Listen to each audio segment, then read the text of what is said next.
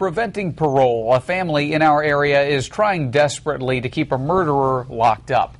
Good evening, I'm Mark Mellinger. And I'm Heather Herron. 36 years after his brutal murder, an Ohio man's family is pleading to keep his killer behind bars. Today, News Channel 15's Drew Blair spoke exclusively with the man's daughter on why she's fighting for justice decades after her dad's death.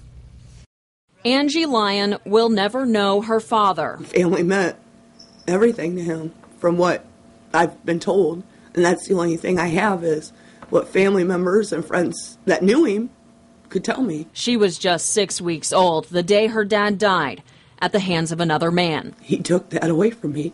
He took it away from my brothers. It was January 27th, 1975. My dad was coming home from Angola, seen a hitchhiker walking alongside the road. Mark Schwiefert promised to pay Kenneth Shaw $50 for a ride from Angola to Norwalk, Ohio. About 11 o'clock that night, my mom gets a phone call from the Huron County Sheriff's Department. Shaw never made it back home to his wife and children. His passenger stabbed Shaw 3 times in the chest with a butcher knife. His body found along a country road, slumped over in the driver's seat. Knowing he had a wife, 3 kids, and one that was a very young infant, why would you do this? Nearly 40 years after receiving a life sentence, Schwiefert is now eligible for parole. We assumed when he got a life sentence, it was for life,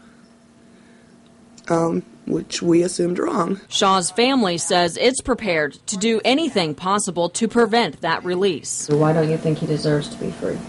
I am sentenced to life. There's no way I'm going to get my dad back, ever. There's no way my children are ever going to see their grandpa. The family is gathering hundreds of signatures and online pledges against Schwiefert's freedom. And if we could prevent him from hurting anybody else, I'm going to keep doing this because I don't want anybody to go through what we're going through. 9 members of the Ohio Parole Board will decide if Schwiefert has done his time. Shaw's family will present its case in front of that board in 3 weeks. Drew Blair, News Channel 15.